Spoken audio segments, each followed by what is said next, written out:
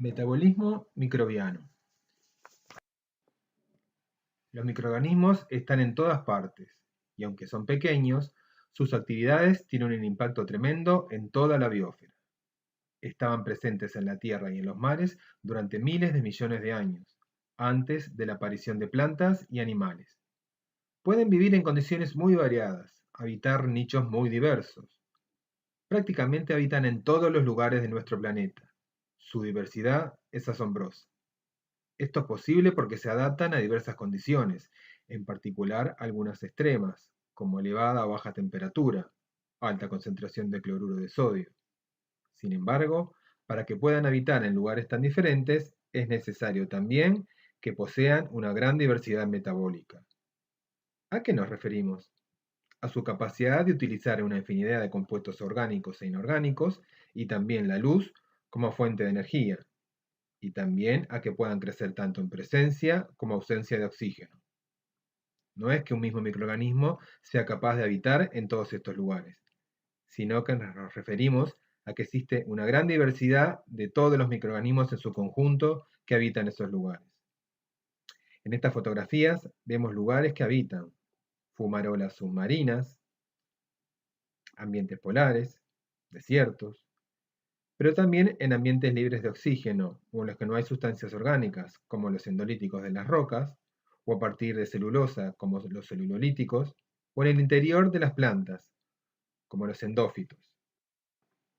Los microorganismos representan una fracción importante de la biomasa de la Tierra, y sus actividades son esenciales para sostener la vida. Las plantas y los animales están inmersos en un mundo microbiano, y su evolución y supervivencia están fuertemente influenciadas por actividades microbianas. Asimismo, están muy presentes en la vida humana, desde la comida que comemos, el agua que bebemos, la fertilidad de nuestros suelos, la salud de los animales y hasta las enfermedades infecciosas. Pero, ¿por qué otros motivos aparte del conocimiento nos puede interesar estudiar el metabolismo microbiano? El ser humano ha sacado mucho provecho de las capacidades metabólicas de los microorganismos, desde el descubrimiento de los antibióticos hasta la producción de alimentos tradicionales y nuevos alimentos, o hasta el tratamiento de efluentes para eliminar los contaminantes. De hecho, cientos de millones de bacterias están dentro de nuestro cuerpo, por ejemplo, para digerir nuestra última comida. Nuestro microbioma, es decir, el conjunto total de microorganismos que contiene nuestro cuerpo, contiene miles de especies, cada una adaptada para crecer mejor en una parte particular del cuerpo. Ya se sabe hoy que nuestro microbioma es absolutamente esencial para nuestra salud y bienestar.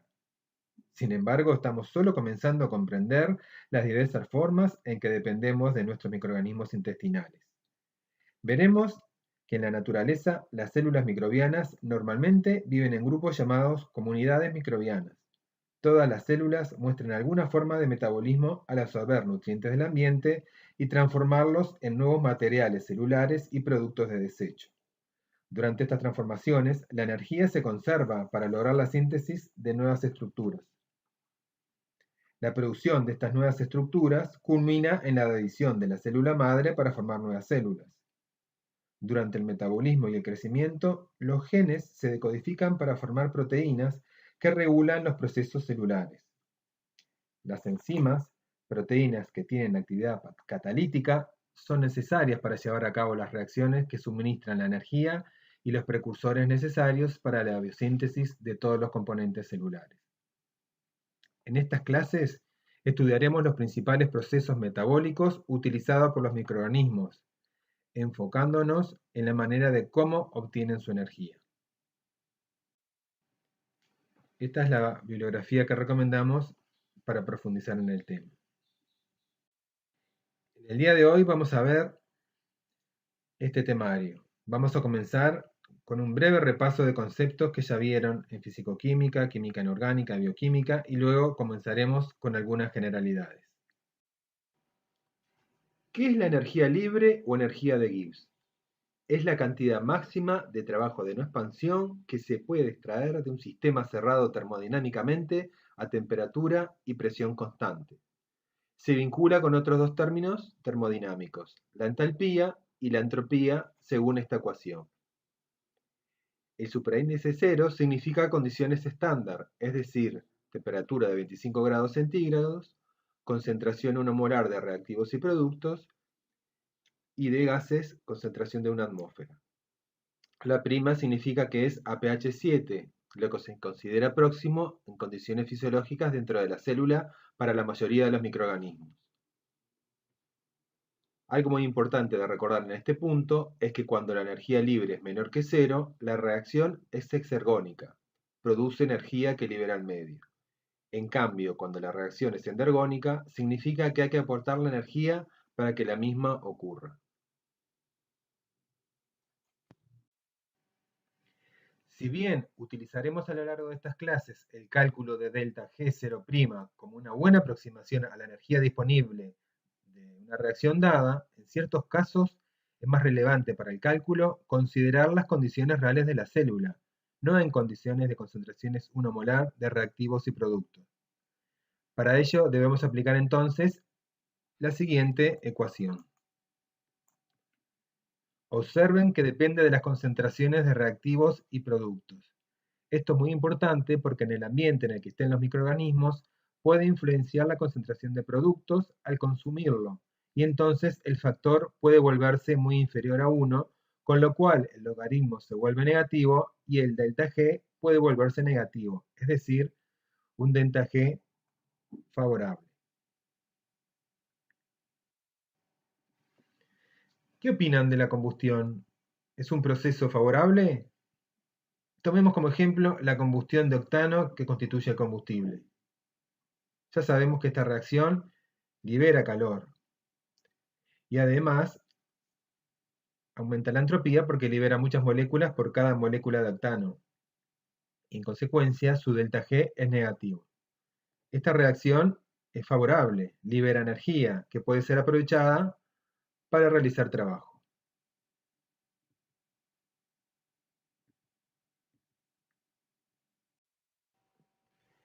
Veamos ahora un concepto que nos va a importar muchísimo en bioenergética como es el potencial redox.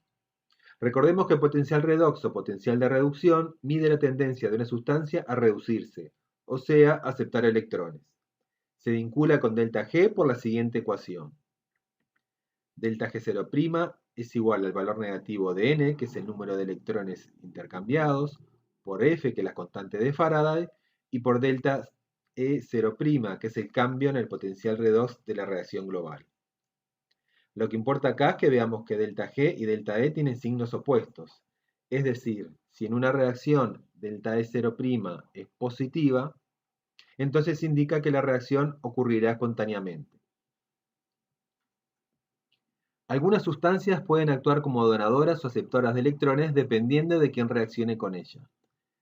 Esto va a ocurrir para aquellas sustancias que estén en un estado de oxidación intermedio. Veamos un ejemplo con derivados de nitrógeno. Por ejemplo, en el nitrito, en el cual el nitrógeno tiene un estado de oxidación más 3, es capaz de oxidarse a nitrato, en el cual el nitrógeno tiene estado de oxidación más 5, y entonces aquí el oxígeno actúa como aceptor de electrones, siendo el nitrito el dador de electrones. Esta es la suma global de dos semirreacciones cuyos potenciales redox están allí. El nitrito también puede actuar como aceptor de electrones. En ese caso va a reducirse. En el caso que vemos aquí, el nitrito se reduce a amonio, en el cual el nitrógeno tiene estado de oxidación menos 3, actuando el sulfuro como el dador de electrones de esta reacción.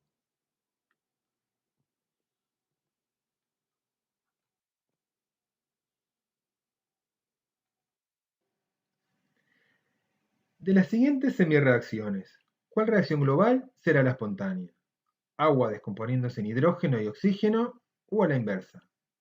Recordemos la ecuación que vincula el delta G y el delta S. Si hacemos los cálculos, queda claro cuál es la reacción que será la espontánea. Sin embargo, sin hacer ningún cálculo, lo podemos razonar así. La sustancia reducida del par redox con potencial menor dona sus electrones a la sustancia oxidada del par con potencial mayor. Por lo tanto, de las dos semireacciones, La que tiene el par redox menor es el protón, que se reduce a hidrógeno molecular. Y la sustancia reducida en este caso de esa semireacción es el hidrógeno, que donará sus electrones a la sustancia oxidada del par con mayor potencial redox, es decir, el oxígeno. Si hacemos los cálculos, es obvio que nos da un delta E positivo, por lo tanto, un delta G negativo.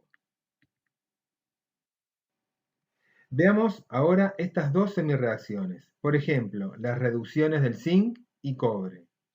¿Cuál es la más favorable? Aquella con un potencial más positivo, ¿verdad? Por lo tanto, la sustancia reducida de la semireacción con potencial redox más negativo dona los electrones a la del potencial redox más positivo. Lo que ocurrirá entonces es que el zinc le pasa los electrones al cobre más 2 y por lo tanto se oxidará a zinc más 2. Y el cobre más 2 se reducirá a cobre 0 o cobre metal. ¿Cómo es esta reacción? Es ergónica, libera energía. Si hiciéramos la reacción en solución, ¿qué notaríamos? Calor. Esta es una de las formas en que puede manifestarse una reacción exergónica. En lugar de obtener calor, ¿podríamos lograr trabajo a partir de esta reacción? Sí, se puede, si hacemos una pila, y de esta manera la energía disponible puede utilizarse para energía eléctrica, por ejemplo. Obviamente, el delta G es el mismo que vimos antes, pero en esta ocasión, la energía disponible para hacer trabajo es utilizada como energía eléctrica, por ejemplo. Ahora miremos una tabla de varios elementos con sus potenciales redox. Y acá hacemos una aclaración. En microbiología vamos a ver esta tabla con los potenciales más negativos arriba y los más positivos abajo. ¿Cuál es el elemento de la tabla con mayor tendencia a donar electrones y oxidarse? ¿Y cuál es el que tiene mayor tendencia a reducirse? Observamos potenciales positivos y negativos. Si una especie tiene un potencial positivo, es que su potencial de reducción es mayor que el del hidrógeno, que por convención es cero. Si una sustancia tiene un potencial negativo, es que su potencial es menor que el del hidrógeno. Cuanto mayor es el potencial estándar de reducción, mayor es la tendencia de esa especie química a reducirse. Cuanto menor es el potencial estándar de reducción, menor es la tendencia de esa especie química a reducirse. Y la diferencia de potenciales de esas semireacciones va a determinar la energía disponible. Cambiemos ahora a estas reacciones que son más cercanas. ¿Cuál es el proceso químico que ocurre en cada uno de estos casos? La oxidación de la celulosa, ¿verdad? En un caso, por combustión, que libera la energía bajo forma de calor. ¿Es exergónica la reacción? Bueno, por lo menos sabemos que es exotérmica, pero sí, es exergónica. ¿Qué pasa en el caso del hongo creciendo en el árbol? ¿La reacción es la misma? Bueno, globalmente sí, pero no se prende fuego ni libera calor. ¿Por qué? ¿Qué está pasando en este caso con la reacción? La energía liberada se está almacenando en el hongo para tareas que debe hacer, trabajo químico. Lo que ocurre con la fogata es similar a lo que ocurría con la reacción del cobre y del zinc en solución. Toda la energía se disipa como calor. En cambio, lo que ocurre en el hongo se parece a lo que ocurre en una pila. La oxidación de la celulosa o sus monómeros ocurre en un proceso en diversos pasos metabólicos que terminan generando una corriente de electrones en la membrana. Esta corriente de electrones genera a su paso un gradiente de protones que luego puede utilizarse para hacer trabajo. En este caso, sintetizar ATP. Pero también se va a utilizar para otros requerimientos celulares como el movimiento flagelar si fuera el caso.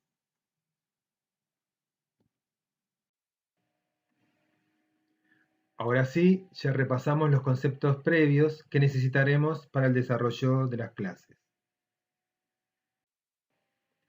Definimos metabolismo como el conjunto de reacciones químicas que ocurren dentro de la célula requeridas para sobrevivir y replicarse. Tiene como objetivo tener energía química del entorno para realizar distintos tipos de trabajo. Trabajo químico, como es la obtención de energía, síntesis de macromoléculas, almacenamiento de energía. Trabajo de transporte, transporte activo de solutos. Trabajo mecánico, como es el movimiento flagelar. Podemos distinguir claramente dos tipos de metabolismo. El catabolismo, con el que nos referiremos a la oxidación de compuestos para la obtención de energía y poder reductor, y el anabolismo, en el que el organismo consume energía para la obtención de sus moléculas constituyentes, como proteínas, ácidos nucleicos, lípidos, en general para la biosíntesis de macromoléculas. Esta separación en procesos es algo artificial. En la célula, ambos mecanismos están íntimamente relacionados. Nosotros en el curso haremos hincapié en el catabolismo, es decir, todas aquellas vías por las cuales los microorganismos son capaces de obtener energía. ¿Qué necesita la célula para la biosíntesis? Los bloques de construcción que pueden ser tomados del medio, ya sea aminoácidos, azúcares, sustancias carbonadas sencillas o nucleótidos, o sintetizarlos a partir de sus elementos. Necesita las enzimas que catalicen la reacción y energía, porque son procesos que consumen energía, para así sintetizar las macromoléculas que forman parte de sus estructuras. ¿Bajo qué forma se aporta la energía en el metabolismo? Como ATP, y además de otras moléculas de alta energía que veremos. ¿Qué más precisamos? Estamos partiendo de bloques más oxidados para construir macromoléculas más reducidas. Precisamos poder reductor. ¿Bajo qué forma se encuentra el poder reductor? En la célula, la forma más común es en forma de NADH o NADPH. Dijimos que las reacciones del anabolismo son reacciones desfavorables, cuyo delta G es positivo. ¿Cómo hacemos entonces para que una reacción desfavorable ocurra? Como en cualquier otro proceso desfavorable, como en el caso de un proceso meramente físico, le acoplamos un proceso energéticamente favorable. En el caso de las reacciones químicas, muchas veces lo que se acopla es la hidrólisis de ATP o de algún otro compuesto cuyos enlaces sean de alta energía. La hidrólisis de ATP es muy favorable. Entonces, acoplando ambas reacciones, el proceso global se vuelve favorable. Por ejemplo, acá vemos la fosforilación de la glucosa, proceso que veremos más adelante. Esta es una reacción endergónica que requiere energía y por lo tanto, si se acopla la hidrólisis del ATP, esta puede llevarse a cabo.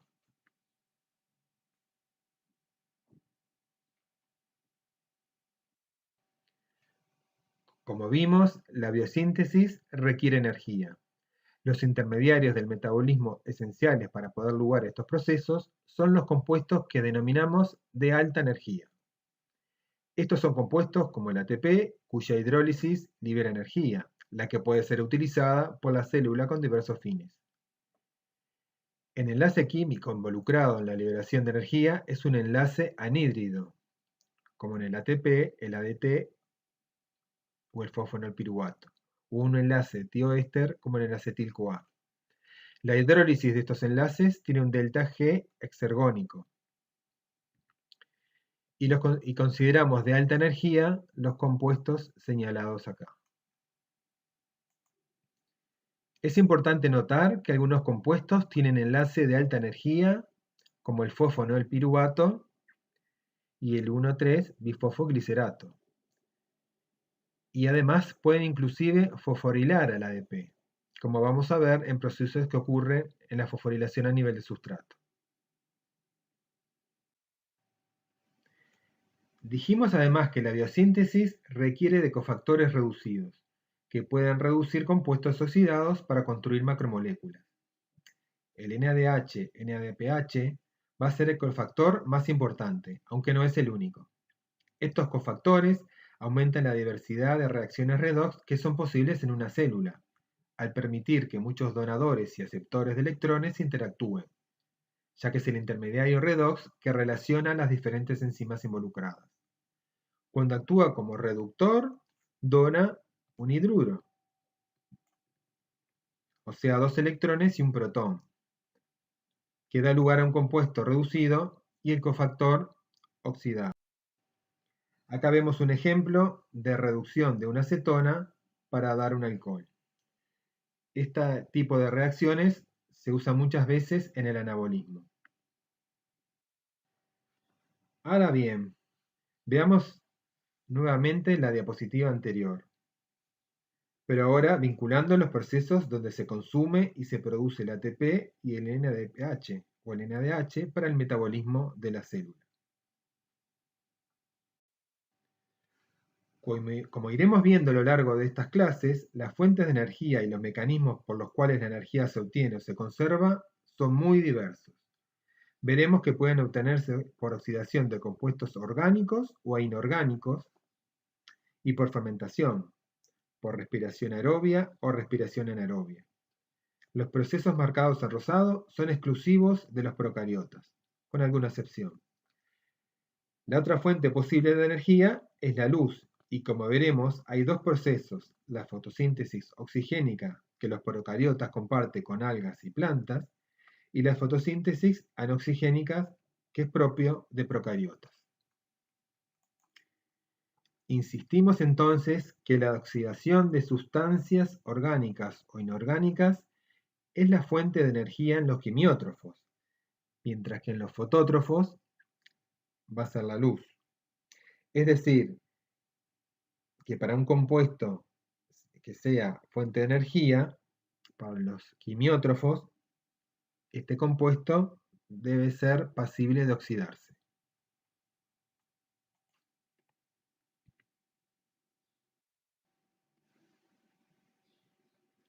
Como ya vieron antes, los microorganismos se clasifican según su fuente de energía en quimiótrofos o fotótrofos, y según su fuente de carbono en autótrofos y heterótrofos.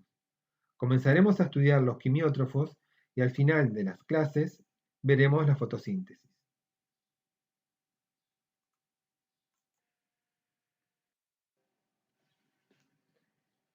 En la diapositiva 13 vimos una lista de semireacciones y su potencial redox, y cómo las reacciones eran o no eran exergónicas o posibles de acuerdo a la suma de potenciales redox. Ahora veremos algunas semireacciones que participan en el metabolismo microbiano de los quimiótrofos. ¿Qué reacciones podrían aportar energía de las que ustedes ven acá? ¿A qué se parece este esquema? ¿Qué deberíamos mirar? Es similar a lo que vimos hoy con las pilas, ¿verdad? ¿Cuál tiene mayor tendencia a oxidarse? El que tiene potencial de reducción menor. ¿Cuál tiene mayor tendencia a reducirse o aceptar electrones? El de mayor potencial de reducción. Obviamente, como todas las reacciones están escritas como potenciales de reducción, debemos ver en cada par cuál sustancia está en forma oxidada del par o cuál en forma reducida. Veamos el ejemplo con acetato y nitrato o glucosa y oxígeno. Traten de pensarlo como una columna que muestra la tendencia a ceder electrones. Las sustancias reducidas, es decir, ricas en electrones,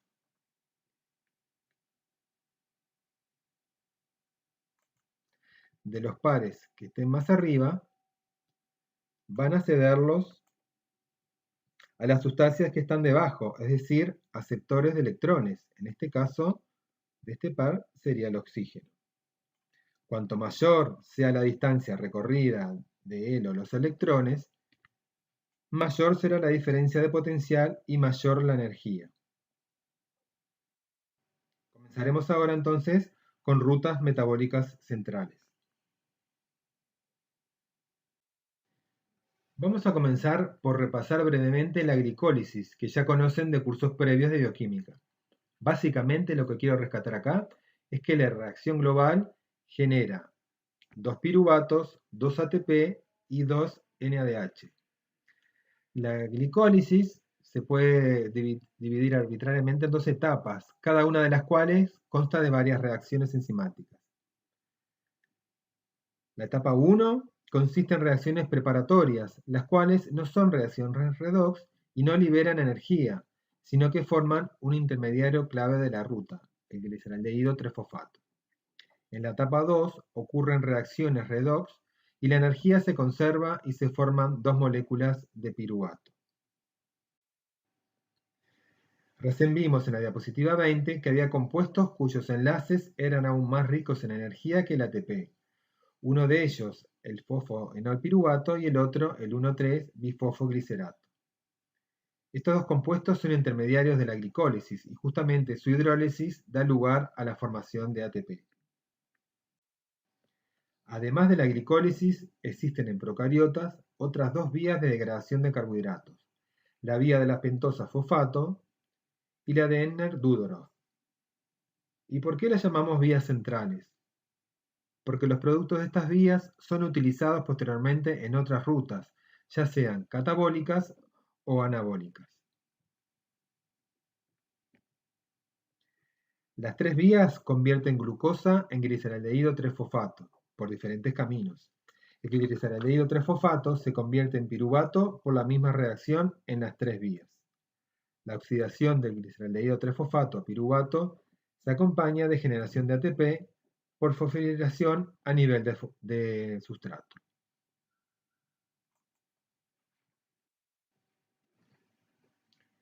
Veamos ahora la vía de las pentosas fosfatos. Es una vía metabólica paralela a la glucólisis y está presente en menos organismos. Es de fundamental importancia para la síntesis de pentosas, unidades fundamentales para los ácidos nucleicos, entre otras macromoléculas. Primero, en esta ruta se fosforila la glucosa, luego la glucosa se oxida a una pentosa mediante la pérdida de un átomo de carbono como anhídrido carbónico y esto genera NADPH. Y el intermediario clave de la vía, la ribulosa 5-fosfato. A partir de este último se forman ribosa y desoxirribosa para suministrar a la célula los precursores de los ácidos nucleicos.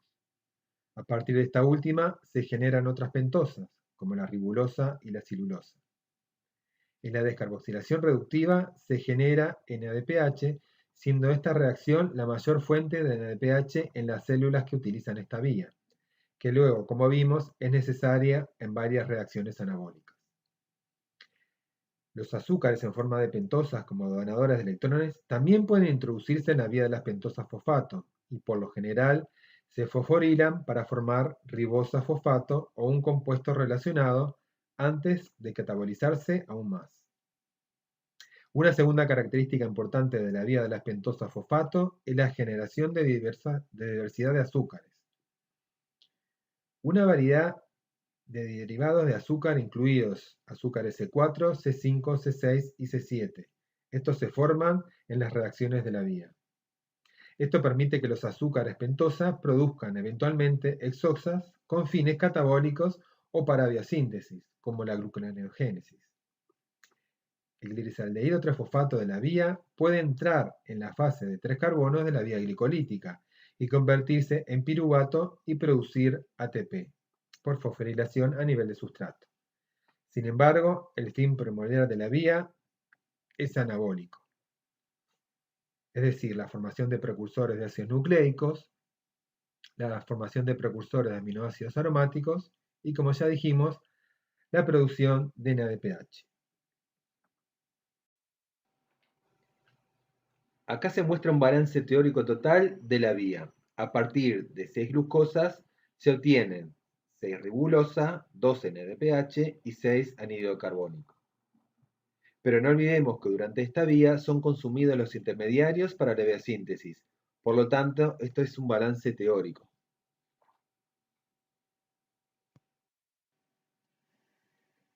Veamos ahora la vía Ennert-Dudorow, que es una variante de la ruta glicolítica. En esta ruta, la glucosa 6-fosfato es oxidada a 6-fosfogluconato y luego este intermediario se convierte en dos moléculas de 3 carbonos, un pirúvico y un gliceraldehído 3-fosfato. El gliceraldehído trifosfato sigue la misma ruta que sigue en la glicólisis, generando NADH y ATP. Como el otro intermediario ya quedó en piruvato, se genera la mitad de ATP que se generaría en la glicólisis. Está ampliamente distribuido en bacterias, fundamentalmente en gram negativos, y sobre todo en el género Pseudomonas, además de estar presente en el género Rhizobium, Simomonas y algunas arqueas. El crecer con gluconato puede ser una gran ventaja, dado que en la naturaleza no es probable que la glucosa esté disponible, pero sí el gluconato. Ocurre naturalmente en plantas, frutas, vino, miel, arroz, carne, vinagre y otras fuentes naturales.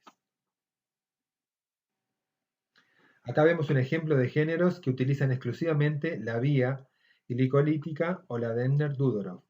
Sin embargo, existen microorganismos como la Escherichia coli, entre otras enterobacterias, que pueden usar ambas vías. En particular, en estos microorganismos se sintetizan las enzimas necesarias solo cuando se dispone de gluconato como fuente de carbono. Como ya vimos, las tres vías conducen a la formación de piruvato, intermediario clave del metabolismo, donde se abren dos caminos metabólicos bien diferentes: la respiración y la fermentación. ¿Qué entendemos cuando hablamos de conservación de la energía? Pues bien, son todos los procesos que se realizan para transformar la energía disponible, por ejemplo de compuestos orgánicos, en formas que la célula la puede utilizar, en general en forma de ATP. Entonces, vimos que por fosforilación a nivel de sustrato se genera ATP en las fermentaciones. Y en las respiraciones, vemos que se genera por fosforilación oxidativa. Ambos procesos los veremos en las clases siguientes. La conservación de energía en las células se logra mediante la formación de un conjunto de compuestos que contienen enlaces de azufre o fosfatos de alta energía. En este esquema intentamos mostrar que las vías centrales, como la glicólisis o cualquiera de las vías vistas anteriormente, confluyen a un intermediario clave del metabolismo que es el piruvato. Aquí se abren dos grandes caminos en los que vamos a seguir el estudio de los quimiorgananótrofos, las fermentaciones y las respiraciones. Volveremos a esta diapositiva más adelante. Les dejo entonces dos ejercicios para que resuelvan antes de la próxima clase.